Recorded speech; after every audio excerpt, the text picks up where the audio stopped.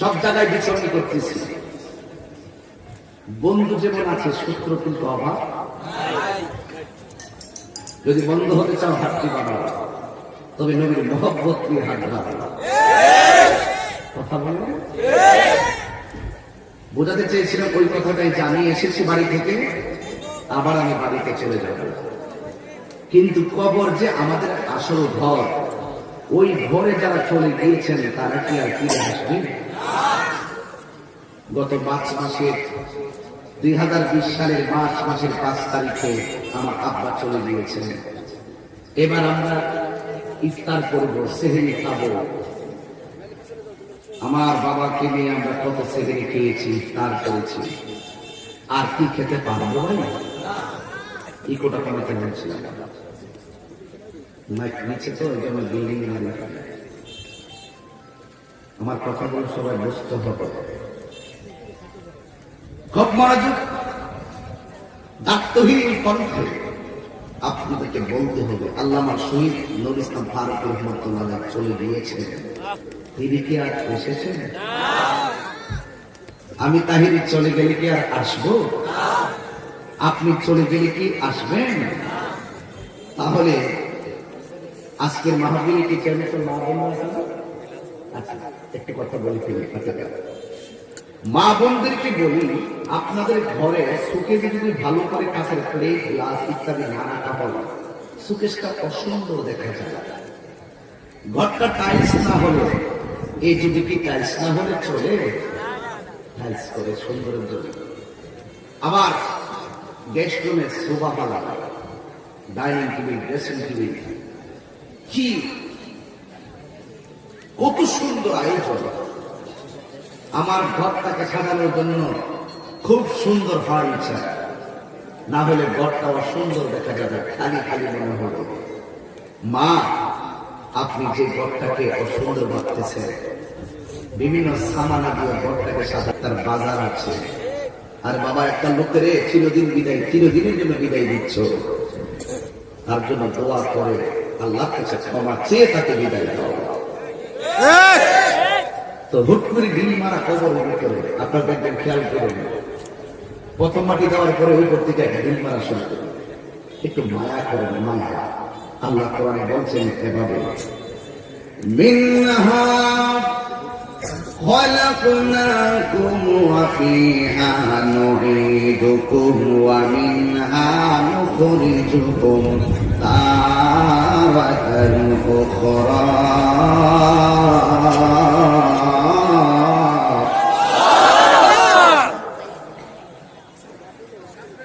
আল্লাহ রাব্বুল আলামিন বলেন, এই মাটি থেকেই তোমাদেরকে সৃষ্টি করা হয়েছে, এই মাটিতেই তোমাদেরকে দাফন করা হবে, আবার এই মাটির ঘর থেকে তোমাকে তোলা হবে, এমন একটা ময়দানে তোলা হবে, সারা জীবন যা করেছ সব পুঙ্খানুপুঙ্খানু হিসাব গ্রহণ করবেন একজন। জবান খুলে বলুন, তিনি কে? ঠিক কিনা বলেন? আল্লাহ রাব্বুল আলামিন বলেন, কাইফা তাকফুরুনা বিল্লাহি ওয়া কুনতুম আমওয়াতান ফাআহইয়াকুম সুম্মা ইউমীতুকুম সুম্মা ইউহয়ীকুম সুম্মা ইলাইহি তুরজাউন।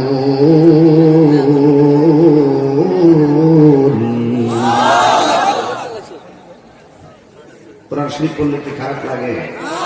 নাকি কোন চাটান মারতাম? ওই টান্ডি আছে না, আগের টান্ডি, কিন্তু আমাদের মরতে হবে। আপনি শান গানের সুবিধা নেন, আপনি তেলাওয়াত করেন, সবগুলোর যা যা আপনি পাবেন। একটু ধৈর্য ধারণ করে শোনেন, কোথায় ছিলাম, কোথায় এসেছি, আবার কোথায় যাবো। এই তিনটা চিন্তা যার হৃদয়ে লালন করে, সে রাতে ঘুমাইলে সে আল্লাহর কাছে বলে, আল্লাহ, ঘুমাইতেছি তোমার নাম নিয়ে, তুমি আমার ইমানের সাথে জাগ্রত করিও। ঘুম থেকে মরণের মতো। এই জন্য আমার কসবাবাসী, আপনারা অত্যন্ত ধর্মপ্রাণ মানুষ। কসবাবাসী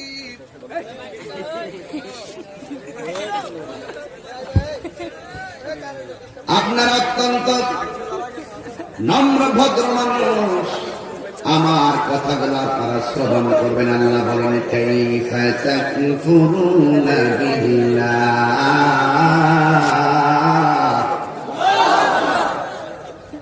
তোমরা কিভাবে আল্লাহকে অস্বীকার করছো। ওয়া কুনতুম আমওয়াতান, তোমরা ছিলে নিষ্প্রাণ। ফাআহইয়াকুম, অতঃপর তোমাদেরকে জীবন দেওয়া হয়েছে। আপনারা বলেন নিষ্প্রাণ দেহের ভিতরে প্রাণ দেওয়ার মালিক কে?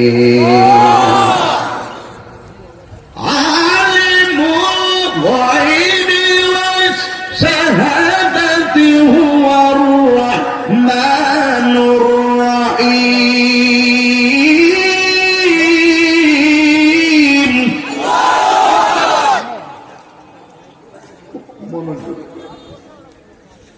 একটা সাউন্ড হবে না,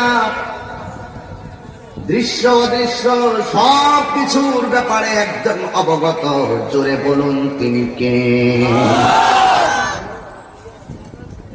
এই জন্য আমার যুবক ভাইরা,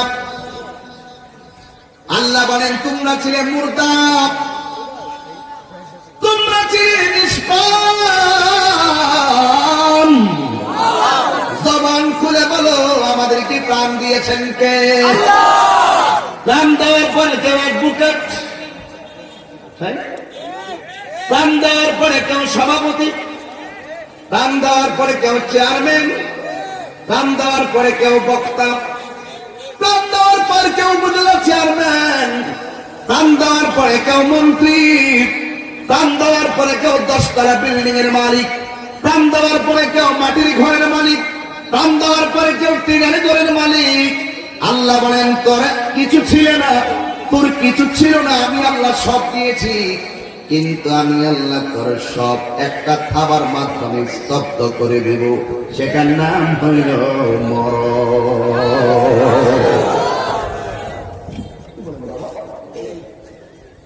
আমি তাহিরি যদি এই তরুণের মাফিয়ে এই মুহূর্তে দুনিয়া থেকে বিদায় হয়ে যাইব, কেউ বলবে না তাহিরি সাবরে দর, কেউ বলবে না তাহিরি সাবরে গাড়ি তুল, সবাই বলবে লাশের দর, লাশের গাড়ি তুল, লাশবাহী গাড়ি আন, বাড়িতে পাঠিয়ে দেখ। মুরব্বীরা কইব গরিবকে লাশ দোকান ঠিক না, বাহিরে লাশটারে শোয়াই দে, লাশের একটা চাদর দে, লাশের জন্য একটা বিছানা দে, তল বিছনা নাই, কাঁথা নাই, একটা ছোট পাটির মধ্যে আমারে শোয়াই দিবে, শরীরে ঠেঙ্গার মতো নয়া যাইব। হাতগুলো এমন ভাবে শক্ত হয়ে যাইব, এ কসবার বাবারা শরীরের যত শক্তি আছে খোলা আকাশের নিচে গুনাহ মাফের আশায় আমার আল্লাহরে দায়িত্বহীন চিত্তে একটা ডাক দিয়া বলো না আল্লাহ।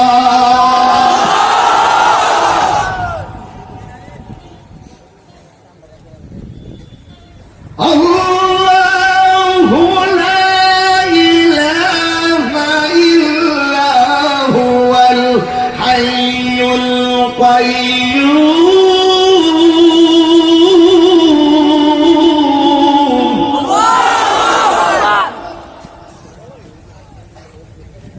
বেশি লম্বা ওয়াজ করবো না, একটা আওয়াজ। ওয়েদারটা যতটুকু আল্লাহ দিয়েছেন শুকরিয়া আদায় করি। যিনি ছিলেন, তিনি আছেন, তিনি থাকবেন। জবান খুলে বলুন তিনি কে? আল্লাহ বলে তোরে আমি জীবন দিয়েছি, মরণ নামক খাওয়ার মাধ্যমে তোর বাহাদুরি শেষ। আমি আমার আব্বারে নিজের হাতে গোসল করেছি, আমি আমার আব্বারে নিজের হাতে কবরে নামাইছি। কবর থেকে ওঠার সময় দাঁড়িয়ে বলে এমনি হাতে হাতিয়ে আইলাম, বুকের মধ্যে হাত ধরে মেসেজ করে দিয়ে যুবক, একদিন আমিও তো এমন ভাবে খবরে চলে যাব।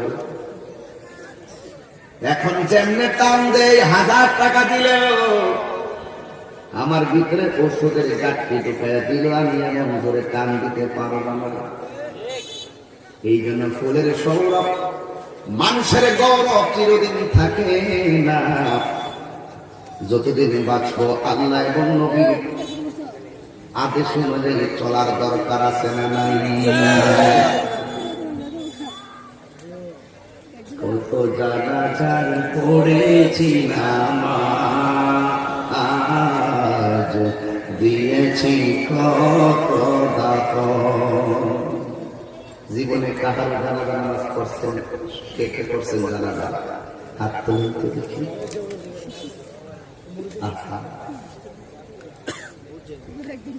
হাত নামাই নিয়েছে, হাত তুলুন। আপনারা সবাই জানাজা করছেন, কত নির্মম ইতিহাস। জানাজা করছি, একদিন আবার আমাদেরও জানাজা হবে, কথা কোন ঠিক কিনা বলে? একটু চিন্তা করে জানাজা না গিয়া তাড়াহুড়া কইরেন না, একটা বার চিন্তা কইরেন যে আজকে আমরা যার জানাজা নামাজ পড়তে আসছি, একদিন আমাদের জানাজা নামাজ পড়বেন না, কেউ হাজার হাজার লোক আসবে, আমি খাটের মধ্যে সোজা হইয়া শুয়ে থাকবো। ঠিক কিনা বাবা? আল্লাহ রাব্বুল আলামিন বলেন, সুম্মা ইউমীতুকুম, অতঃপর আমি আল্লাহ তোমাদেরকে মরণ দিয়েছি, অতঃপর তোমাদেরকে আমি আল্লাহ মরণ দিব। অনেকে মনে করে মরণ দিলে সব শেষ হয়ে গেছে। দেখবেন আমার কাছে কিছু লোক আছে, ডায়াবেটিস হইলেও গরুর গোশত খাইলে গরু ডায়াবেটিস হইলেছে, দুনিয়াতে আইসে আর কে আমলি খায়া আমলি নাই। এই দুনিয়া মরে গেলে সব শেষ না, মরে গেলে কেবল শুরু। কথাক্ষণ ঠিক কিনা? এই বাসগুলো, আচ্ছা আপনারা কি কষ্ট হইতেছে? আপনারা ওয়াজ কি সামনে যাবো নিয়ে কষ্ট হইতে ইনশাল্লাহ? একটু ওই যানবাহন থাকাইলে ওয়াজ করবো না, একটা ভোট দিতে হবে আপনাদেরকে, দিবেন নি? প্যান্ডেল ছাড়া মাহফিলটা কেমন লাগতেছে? অনেক জায়গা থেকে আমি যেও বলবো, ঠিক আছে, যে প্যান্ডেলটা করবেন, বৃষ্টিবার না তখন আসলে প্যান্ডেলটা এলোমেলো হয়ে যায়, আর গরমের দিন প্যান্ডেলটা না হলে বাতাসও লাগে। সবকিছু মিলিয়ে আমার মনে হয় এলাকাতে প্রথম প্যান্ডেল ছাড়া এই প্রথম মাহফিল না। আর এরা কখন করতে হবে না, আর এটা কাজে গেছে। আল্লাহ করে যান, আর আল্লাহু আকবার। ইজ্জতের মালিককে আমার যুবক ভাইরা, মরণ দিলে কি সব শেষ নাকি শুরু? কেমন শুরু? কন্যা কেমন শুরু? দুনিয়াতে থাইকা যা কিছু করেছেন তার হিসাব নেওয়া হবে, আর ওই মরণের পরে আপনাকে আবার জীবন দিবে, কিন্তু এই জীবনের কোন শেষ নেই। এই যে বাসগুলো দুর্বল করে বসেছে, ইচ্ছা করলে সিমেন্টের পালা দিয়ে এগুলো বসা দরকার ছিল। আমাকে বলবে হুজুর সিমেন্টের পাল্লা দিয়ে নিচে গেলে এটাতে একটু করে ভেঙে বানানো, নরমাল করে দিচ্ছি ক্ষণস্থায়ী। আল্লাহ করণে কি করে? খলিকাল ইনসান দাঈফা। আল্লাহ তাআলা মানুষকে দুর্বল করে সৃষ্টি করছে, কেন? কুল্লু মান আলাইহা ফান, সব শেষ হয়ে যাবে, কেউ বাঁচবে না, কেউ আগে কেউ পরে। এটাই তো অনেক খোলাপান আছে, বাহাদুরি বেশি করে মোটরসাইকেল টান মারে, আওলা যাওয়া এরকম আছে না ভাই? আচ্ছা শুনেন, সে মনে করি কি যে আমার বাবার তো বয়স 60, আমার আব্বা এখনো মরে নাই, আমি যে তাড়াতাড়ি মেরে যাবো, তার মধ্যে একটা ভাব আসে। এই ভাবটা একদম না। আমি গত শুক্রবারের আগের শুক্রবারে একটা জানাজা নামাজ করছি, তার বয়স মাত্র 3.5 বছর। কয় বছর? খেলাধুলা করে হঠাৎ করে ঘুমের মধ্যে দেখে কিছু নিয়ে উঠছে, বড় মানুষ কেউ বলতে পারে না, তো সেই ছেলেটা ছোট্ট ছেলে মারা গেছে। জানাজার মাঠে দেখলাম তার আব্বা খুব কাঁদতেছে। আমি কইলাম কাঁদতেছ কি লেগে? আমি চট্টগ্রাম থেকে ফেসবুকে দেখছি তোর ছেলে মারা গেছে। আমি ওখান থেকে নিয়োগ করছি জুম্মার পরে যেহেতু জানাজা, আমি জানাজার নামাজটা পড়ব। কেন জানেন? কারণ এই সমস্ত জানাজা পড়াও ভাগ্যের ব্যাপার। কারণ হাদিস শরীফের মধ্যে আছে, ছোট্ট বাচ্চাকে যখন কবরে দেওয়া হবে, তারা যখন প্রশ্ন করবে মার রব্বুকা, সে মুস্কি মুস্কি হাসবে, ওয়ামা দীনুকা, মুস্কি মুস্কি হাসবে, আর প্রশ্নের উত্তরগুলো পিছন দিক দিয়ে একটা ফেরেশতা দিয়ে দিবে। কিছু কথা আছে বলতে হয়, না বললে চলে না। আমার দেশের কিছু মুসল্লি দেখবেন জুমার দিন কিছু ছোট ছোট বাচ্চা মসজিদে যায় না, ছোট মানুষ পিছন দিক দিয়ে ওরা একটু কথাবার্তা বলে, কথাবার্তা বলার পরে কিছু বড় বড় ফাগল দিয়েছে না, প্রত্যেকটা মসজিদে এমন কিছু বড় ফাগল আছে। এরা প্রথম কথা থেকে একটা ডাক নম্বর ক্যাডারে কথা কস, তোমরা কোথায় জীবিত বাচ্চায় খায় মসজিদ আইন না,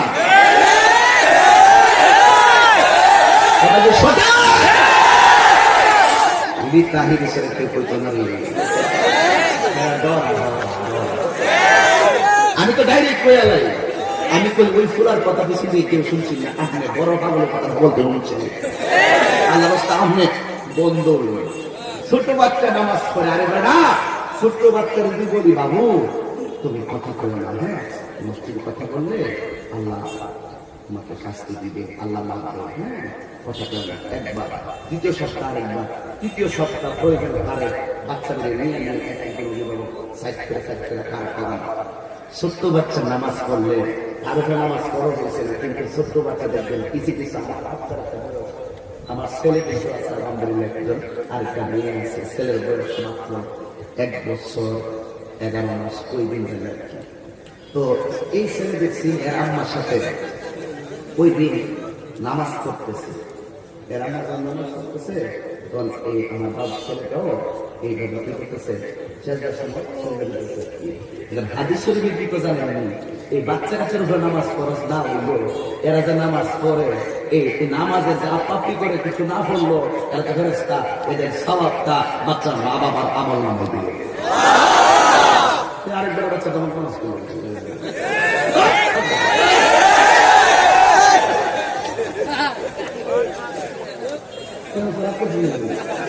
সত্য কিনা কেন আমার বাচ্চা তোমার সাহস কেমন মারে,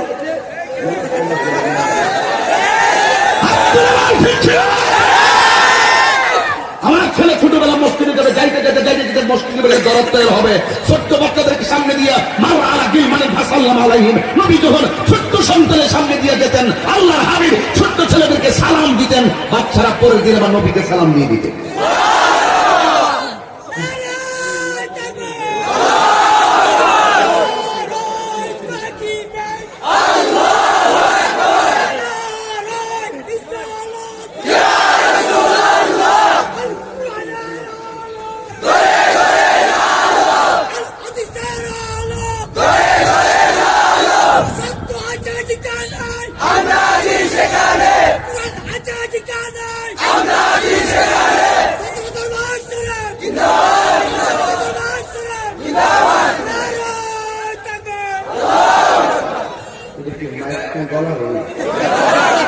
আল্লাহ তার গলার মধ্যে আরো বরকত দান করুক, আরো ধরবেন আমি কসবা এলে আমি মনের মাদুর বিষয়ে কথা বলবো, কারণ কসবা আমার এলাকা, ঠিক না বেটি? এই জন্য কষ্ট নিয়েন না, যে কথাগুলো বলছি কথাগুলো ফলাই দিয়েন না, বাচ্চাদেরকে আদর করে নেন, বাচ্চাদেরকে কি করেন আদর করবেন, এদেরকে আদর করা সুন্নাতের রাসূল, যে চিৎকার মেরে কন্যা সুবহানাল্লাহ। কোথায় জানা গিয়েছিলাম আল্লাহ রাব্বুল আলামিন সুম্মা ইউমিতুকুম, অতঃপর মরণ নামক থাবা দিয়া তোমার সব অস্তিত্ব বিলীন, কিন্তু অনেকে মনে মনে করে মরে গেলে সব শেষ হয়ে গেছে, না রে না, আমার আল্লাহ আবার অ্যালার্ট করে দিলেন সুম্মা ইউমিতুকুম, অতঃপর আমি আল্লাহ তোমাদেরকে জীবন দিব। জীবন পাইলাম কয়বার?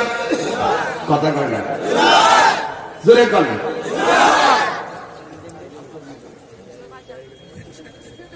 প্রথমবার জীবন পাইছি, আল্লাহর উদ্দেশ্য আছে একটা।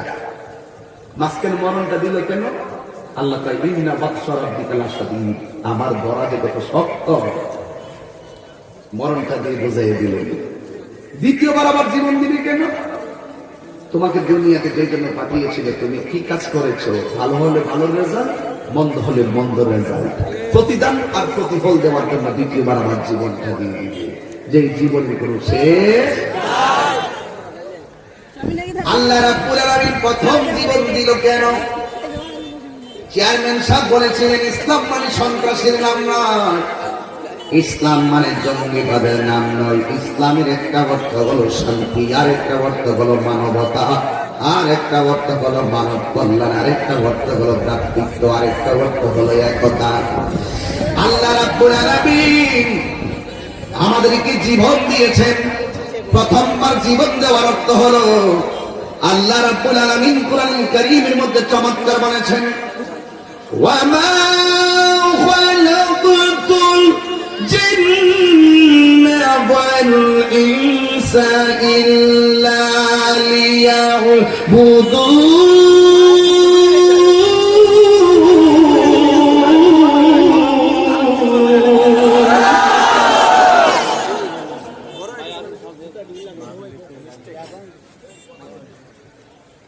আমি মানুষ এবং জিন জাতিকে সৃষ্টি করেছি একমাত্র আমি আল্লাহর গোলামি করার জন্য। যেই পথে চললে আল্লাহ খুশি, আমার আল্লাহর হাবিব খুশি, ওই পথে চলার দরকার আছে না নাই? কথা পরিষ্কার। এখন আল্লাহর মরণ দেওয়ার পরে তোমরা কোথায় যাইবা?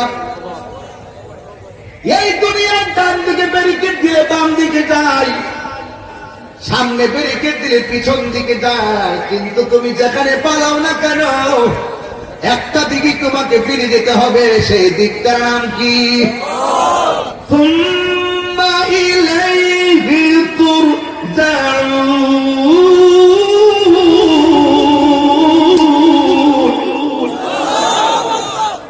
যিনি আমারে বানাইছে সে আল্লাহর দিকে আমাকে ফিরে যেতে হবে। বাঁচার কোনো রাস্তা নাই, পলাইবার কোনো রাস্তা নাই। একটা বাস্তব এক্সাম্পল দিই। সভাপতি সাহেব আমার সামনে, আলেম থাকলে সভাপতি ভালো লাগে, আলেম যখন সভাপতি শান্তি লাগে। কথাগুলো বুঝেন। আরে আমার বাবা যখন মারা যায়, ঢাকা যাওয়ার পথে গাউসিয়ায় আমার আব্বা ইন্তিকাল করলো অ্যাম্বুলেন্সের ভিতরে। গ্লাস গুলা লাগানো, দরজা গুলা লাগানো, এক ফোঁটা বাতাস ভিতরে ঢুকে না। কিন্তু এটার ভিতরে হঠাৎ করে দেখে আমার আব্বা লড়াচড়া করে না। আম্মা তো পুত্রে, তোর আব্বা কি চলে গেল নাকি? দৈরা দেখে ঠিকই আমার আব্বা দুনিয়া থেকে বিদায় হয়ে গেল। এর মানে হলো প্রমাণ পেয়ে গেলাম, এতগুলা গাড়ির ভিতরে গ্লাস দিয়া সব লাগানো, এই এত বিশাল বড় আজরাইল অ্যাম্বুলেন্সের ভিতর ঢুকলো কোন রাস্তা দিয়া?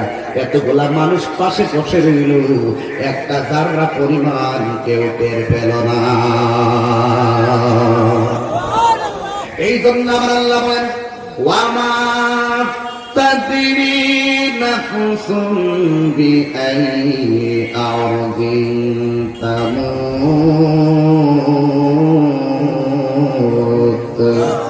তুমি যেখানে থাকো না কেন, পৃথিবীর যেই কোনো জায়গায় থাকো না কেন, তোমাকে আজরাইল এসে থাবা মেরে দিবে। এক সেকেন্ড এদিক করা হবে না, এক সেকেন্ড ওই দিক করা হবে না।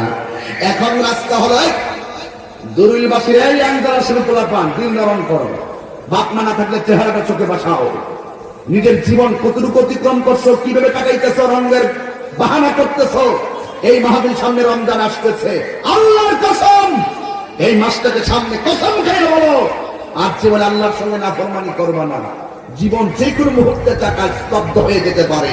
তোমার কি মনে নাই শাহপুর রাস্তা দিয়ে তিনটা বন্ধু একসঙ্গে মোটরসাইকেলে যাওয়ার সময় রোড অ্যাক্সিডেন্টে মারা গেছিল? কি মনে নাই? সাবধান, কথা বলবো না, হাসি বন্ধ করো। এই জন্য আমার বাবা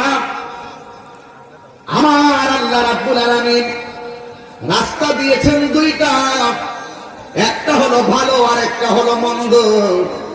ভালো রাস্তায় যদি আপনি চলেন তাইলে আপনার মরণটা হবে অনেক সুন্দর, আর মন্দ রাস্তায় যদি চলেন আপনার মরণটা কবরের আযাব হবে অনেক ভয়াবহ।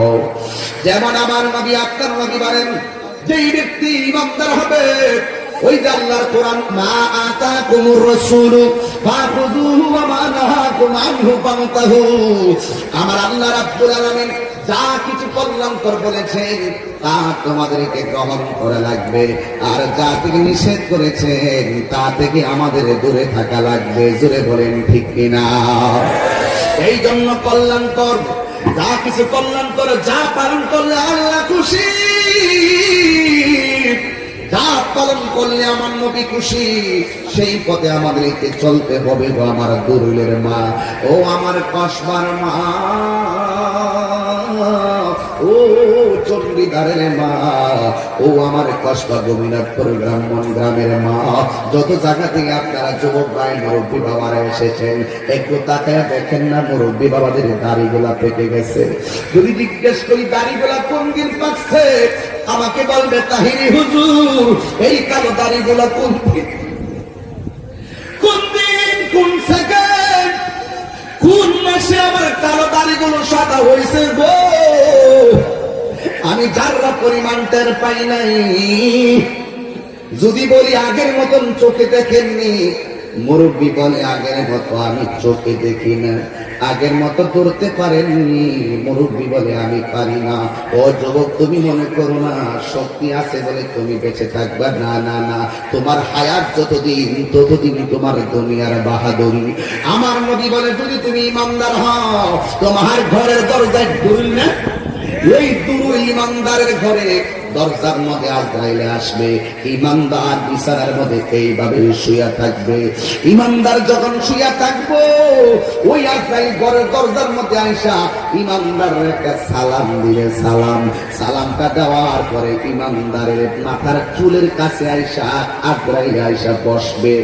আজরাইলে বৈশা, আজরাইলের যে আঙ্গুলগুলো চিরুনি বানাইয়া ইমানদারের ওই চুলের মধ্যে আশ্রয়িয়া দিবে, ইমানদারের চোখের মধ্যে একটা ঘুম ঘুম ভাব আসবে। ওই মুহূর্তে আজরাইলে ইমানদারের কানের কাছে মুখটা লাগাইব, লাগাইয়া ডাক দিয়া বলবে, আল্লাহর বান্দা, ও আল্লাহর বান্দা, আমি এসেছি কিছুক্ষণ পরে তোমার রূহটা কবজ করব, তোমার সময় শেষ হয়ে গেছে। এবার ইমানদার ডাক দিয়ে বলবে, আজরাইল, ও আজরাইল, ও আজরাইল, আর দেরি করো না, দেরি করো না, আমার রূহটারে তাড়াতাড়ি কবজ কইরা লইয়া যাও। কারণ ইমানদাররা বলে আদ-দুনিয়া সিজনুল মুমিনিন, এই দুনিয়াটা হলো ইমানদারের জন্য জেলখানা। ইমানদার ডাক দিয়া বলবে, আজরাইল, তাড়াতাড়ি আমার রূহটারে লইয়া যাও গো, আমার রূহটা নিয়ে গেলে আমি আমার মনিবের সঙ্গে দেখার জন্য আমার মনটা পাগল পাগল হয়ে রয়েছে। আমার রূহটারে তাড়াতাড়ি লইয়া যাও, আমার মনিবের সঙ্গে দিদারের জন্য মনটা পাগল পাগল হয়ে রয়েছে। ইমানদারের কাছে দুনিয়া বড় তুচ্ছ। আরে আমি তাহিরের যদি জিজ্ঞাসা করে দুনিয়া তোমার কাছে কেমন, আমি বলবো আমার জমিন আমার কাছে তুচ্ছ, আমার পরিবার আমার কাছে তুচ্ছ, আমার ব্যাংক বিলেজ আমার কাছে তুচ্ছ, আমার ক্ষমতা আমার কাছে তুচ্ছ, আমার গলাবাজি আমার কাছে তুচ্ছ, আমার কণ্ঠ আমার কাছে তুচ্ছ, আমার যা আছে সব আমার কাছে তুচ্ছ। কিন্তু আমার কষ্টবাসী জেনে যাও, আমাদের সবার একটাই কথা, এই দুনিয়ায় সব আমার কাছে তুচ্ছ, আমার নবীর মহব্বত আমাদের কাছে সবার শ্রেষ্ঠ। ঠিক কিনা বলেন?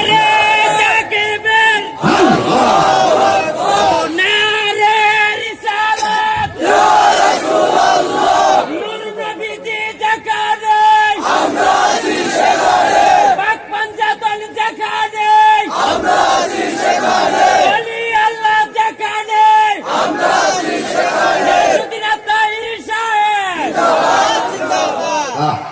ছোট্ট একটা বাচ্চা গজল গেছে, আরেকজন ছেলে আমার সবার ছেলে গজল গেছে, হৃদয়টা কাইয়া গেছে। ছোট্ট বাচ্চা ঠিক করে দুনয়নে রাসূল পাক দেখিলে কেমন হতো, জন্ম আমার নবীর যুগে হলে কেমন হতো, জন্ম আমার নবীর যুগে হলে কেমন হতো। আপনারা আওয়াজ কি আরেকটু বাড়াবেন না ভাই? আর একটু সাউন্ডটা বাড়াইতে হবে আপনাদের, একটু জবানটা।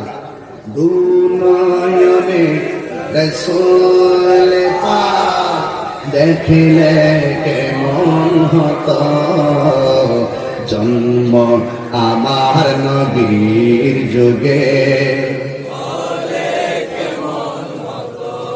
হাত তুলবেন আমার সাথে, পাগলামি করেন নবীর প্রেমে, আমার নবী খুশি হয়ে যাবে। জন্ম আমার নবীর যুগে মাশাআল্লাহ, দুনয়নে রাসূল পাক দেখিলে কেমন হতো, জন্ম আমার নবীর যুগে একদম হৃদয় খুলে, জন্ম আমার নবীর যুগে আসিত ভেসে হযরতে বেলালের মধুর আযান, সেই আযানে ছিল এত প্রেম মুগ্ধ রহমান, দয়াল নবীর পিছে নামাজ পড়লে কেমন হতো, দয়াল নবীর পিছে নামাজ পড়লে কেমন হতো। সবাই জবানটা আরো না। দুনয়নে রাসূল পাক দেখিলে কেমন হতো, জন্ম আমার নবীর যুগে হলে কেমন হতো, জন্ম আমার নবীর যুগে হলে কেমন হতো। মারহাবা বলবেন না সবাই? সবাইকে মারহাবা বলবেন না? আমার নবীর জন্ম, নবীর যুগে যদি আমাদের জন্ম হতো, এই কসবাবাসী, এই ব্রাহ্মণবাড়িয়াবাসী, আখাউড়াবাসী, বাঞ্ছারামপুরবাসী সবাই জাতহীন কণ্ঠে বলো, নবীনগর পর্যন্ত যারা এসেছো, আমার নবীর যুগে যদি জন্ম হতো তাহলে কেমন হতো? আমি আপনাদেরকে বলে দিচ্ছি কেমন হতো। আমি তাহিরি পক্ষ থেকে এলান শোনো, আমার পক্ষ থেকে আমার মনের কথা শোনো। নবীর যুগে যদি আমাদের জন্ম হতো, আমরা নবীর পিছনে দাঁড়িয়ে নামাজ আদায় করতাম। আমার নবীর যুগে যদি জন্ম হতো, নবীর সঙ্গে ইফতার করতাম। আমার নবীর যুগে যদি জন্ম হতো, নবীর সঙ্গে জিহাদের ময়দানে যেতাম। কাফেররা নবীকে পাথর মারতো।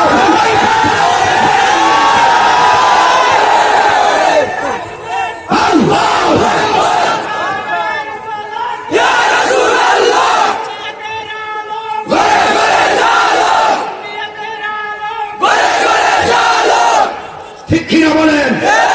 কাফেররা নবীকে পাথর মারতো, ওই পাথরের বরাবর দাঁড়িয়ে যেতাম। ইয়া রাসূলুল্লাহ, একটা বুঝি না, দুইটা বুঝি না, হাজার পাথর যদি আসতো, সেই পাথর আমাদের বুকে নিয়ে নিতাম। আপনার কবর মুবারকে একটা পাথরের আঘাত লাগতে দিতাম না। ঠিক কিনা বলেন? এটাই হলো আমাদের আহলুস সুন্নাত ওয়াল জামাতের প্রেমিকদের মনের কথা।